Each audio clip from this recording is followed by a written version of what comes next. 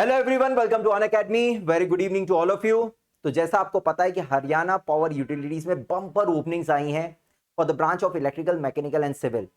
But काफी students को जिनको इसके बारे में पता चल चुका है, उन्हें कंफ्यूजन है कि सर क्या पूरे इंडिया के स्टूडेंट इसमें एलिजिबल हैं या फिर सिर्फ हरियाणा स्टेट के। तो मैं आपको बता दूं कि इसमें ऑल ओवर इंडिया के स्टूडेंट एलिजिबल हैं, मगर उसकी कुछ कंडीशंस हैं। क्या कंडीशंस हैं, कितनी नंबर ऑफ पोस्ट आई हैं, क्या सिलेक्शन प्रोसीजर है, सारी चीजें हम इस पर्टिकुलर सेशन में बात करेंगे। ठीक है, तो स्टार्ट करते हैं। बिल्कुल इंपॉर्टेंट पॉइंट्स के बारे में बात करेंगे।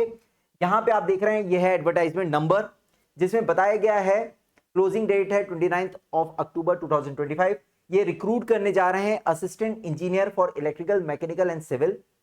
और इसमें जो गेट स्कोर कार्ड एक्सेप्ट किया जा रहा है वो 2023, 24 एंड 25 है।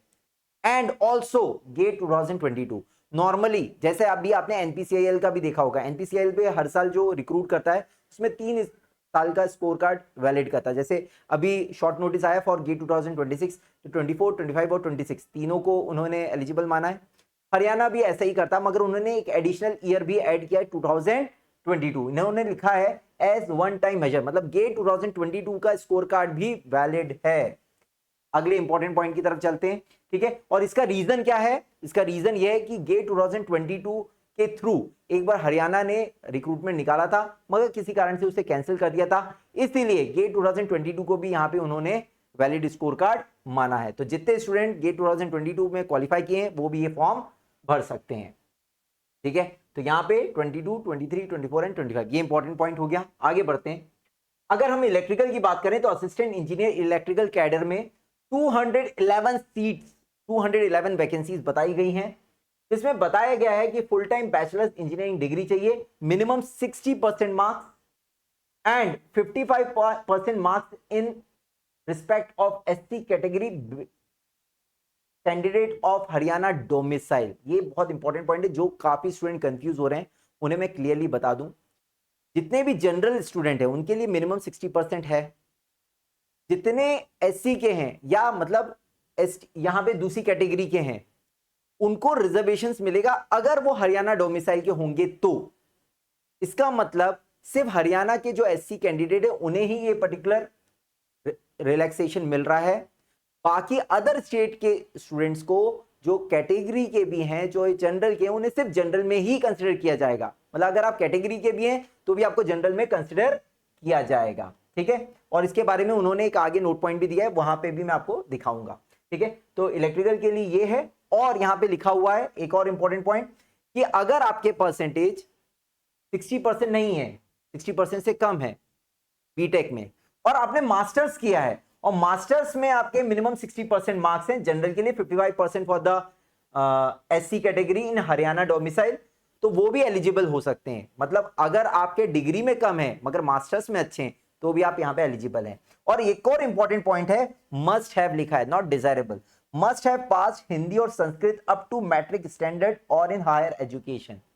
ये एक इंपॉर्टेंट पॉइंट है कि आपका मैट्रिक और हायर एजुकेशन में हिंदी या संस्कृत होना चाहिए एक सब्जेक्ट। ठीक है, इलेक्ट्रिकल की अगर हम बात करें तो डबल ई का पेपर ही यहाँ पे एलिजिबल माना जाएगा। और यहाँ पे इसके लिखा है 53,100 से 1,67,800 का पे मैट्रिक्स लेवल 9 आपको यहाँ पे मिलेगा। तो ये बहुत इंपॉर्टेंट पॉइंट है। सिमिलरली अगर हम मैकेनिकल की बात करें तो मैकेनिकल डिसिप्लिन में 55 नंबर ऑफ पोस्ट हैं टोटल। ठीक है, यहाँ पे भी वही क्राइटेरिया बोला गया है कि अगर आप जनरल के हैं तो मिनिमम 60% बीटेक और 55% for SC of Haryana domicile. और अगर आपके बीटेक में कम है परसेंटेज, 60% से कम है, तो आपको मास्टर्स होना चाहिए जिसमें minimum 60% for the general and 55% for the SC of the Haryana domicile होना चाहिए। और एक और वही इंपॉर्टेंट, दैट मीन्स हिंदी या संस्कृत आपका मैट्रिक स्टैंडर्ड या हायर एजुकेशन में होना चाहिए। एमई का पेपर आपने गेट में दिया हो और पे स्केल आपका सेम है। सिमिलरली अगर हम सिविल की बात करें, टोटल नंबर ऑफ पोस्ट है 19। सेम जो एलिजिबिलिटी क्राइटेरिया इलेक्ट्रिकल और मैकेनिकल के लिए रखा गया है वही सिविल के लिए भी रखा गया है। ब्रांच होगी आपकी सिविल। इसके अलावा अगर हम बात करें टोटल नंबर ऑफ वैकेंसीज, यहाँ पे अगर हम देखें assistant engineer electrical under electrical cadre, ये डिफरेंट उनके जो कंपनीज हैं उसमें यहाँ रिक्रूट होंगे अलग अलग। जनरल की बात करें तो अराउंड 106 पोस्ट हैं जनरल की, टोटल 211। बाकी ये कैटेगरी वाइज डिवाइड की गई हैं। यहाँ पे आप देख सकते होंगे, चाहे तो आप स्क्रीनशॉट भी ले सकते हैं अगर आपको जरूरत है। ये है इलेक्ट्रिकल का। अगर हम बात करें मैकेनिकल का, तो मैकेनिकल में है टोटल नंबर ऑफ 55 सीट्स, ये उसका डिस्ट्रीब्यूशन है अनरिजर्व्ड और बाकी पोस्ट का। तो अनरिजर्व्ड है 28। Assistant engineer civil under civil cadre, असल में मैकेनिकल इंजीनियर को जो लिया जाएगा वो इलेक्ट्रिकल कैडर में ही लिया जा रहा है। सिविल के लिए सिविल कैडर उनका सेपरेट है। तो सिविल कैडर में सिविल की अगर पोस्ट मानी जाए तो टोटल 19 है, अनरिजर्व्ड है 10, बाकी ये कैटेगरी वाइज डिवाइड कर दी गई। इसके बाद देखिए यहां पे लिखा हुआ है, ये जो इंपॉर्टेंट पॉइंट की बात कर रहा था जिसमें काफी स्टूडेंट कंफ्यूज हैं कि सर हम एलिजिबल हैं कि नहीं। तो candidate belongings to reserve category of states other than Haryana shall be considered as general category candidate and treated against unreserved category vacancies।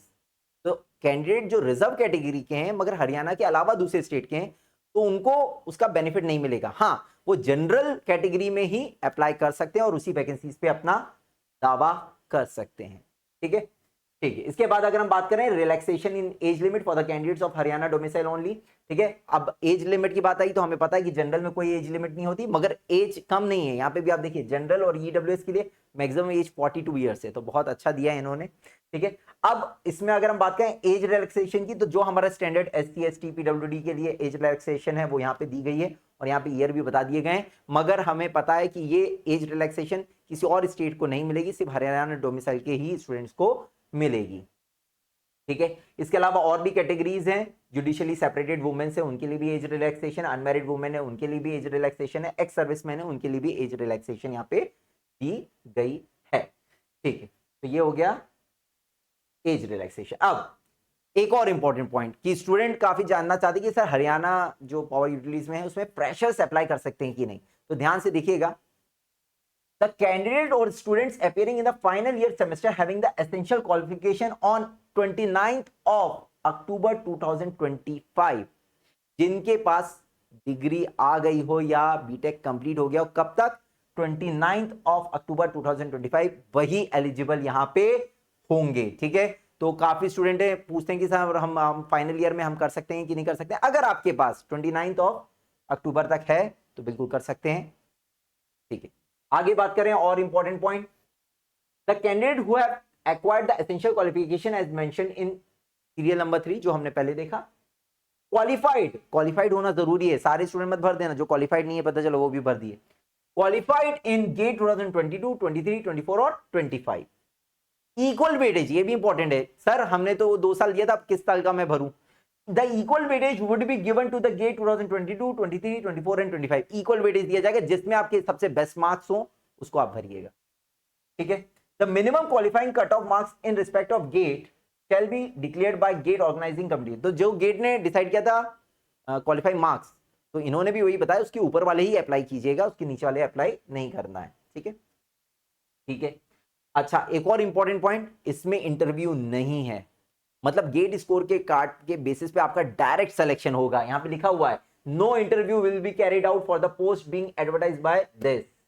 The score of 2022 और prior will not be entertain.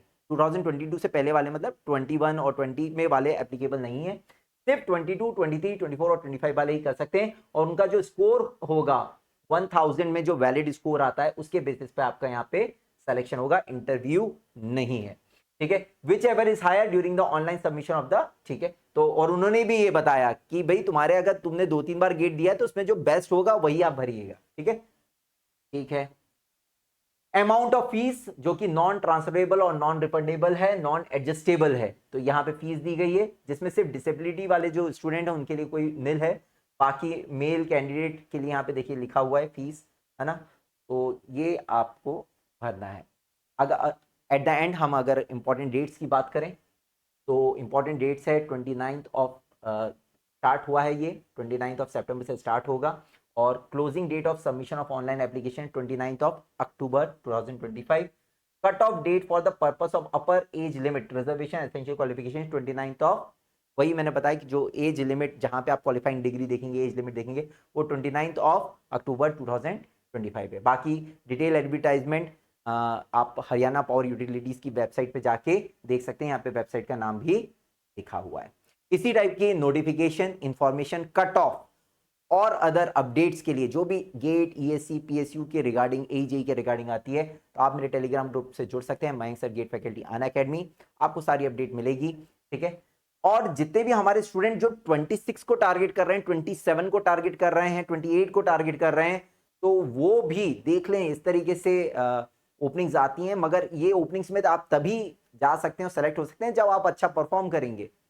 और अच्छा perform करने के लिए आपको एक अच्छे mentor की जरूरत है, एक अच्छे ट्यूटर की जरूरत है, एक अच्छे प्लेटफॉर्म की जरूरत है, और अनअकैडमी से बेटर आपको नहीं मिल सकता। अनअकैडमी में इंटरफेस बेस्ट है। और फैकल्टी लूप की बात करें तो बहुत शानदार हमारा पूरा फैकल्टी लूप है, जो इलेक्ट्रिकल ईसी के लिए जबरदस्त तरीके से काम कर रहा है। तो जितने भी स्टूडेंट प्लान कर रहे हैं सब्सक्रिप्शन लेने का, अभी गेट सब्सक्रिप्शन में आप तैयारी स्टार्ट कर सकते हैं सिर्फ 500 रुपीज पर मंथ पे, जिसमें 9 मंथ का सब्सक्रिप्शन लेंगे तो 9 मंथ्स का फ्री मिलेगा, 15 मंथ्स का सब्सक्रिप्शन लेंगे तो 15 मंथ्स फ्री मिलेगा। ऑफर कल एंड होने वाला है, डिले ना करें, मयंक 45 कोड यूज करें और जल्दी सब्सक्राइब करें, और प्लस क्लास में मिलिए। बहुत शानदार तरीके से अभी पावर सिस्टम चल रहा है और बहुत जल्दी पावर इलेक्ट्रॉनिक्स स्टार्ट होने वाला है। और आप डेमो देखना चाहते हैं तो हमारा जो फॉर्मुला ड्रिल है, जो कि यूट्यूब पे आपको प्लेलिस्ट मिल जाएगी, जाके देखिए कितना शानदार तरीके से हम वहां पे देख रहे हैं।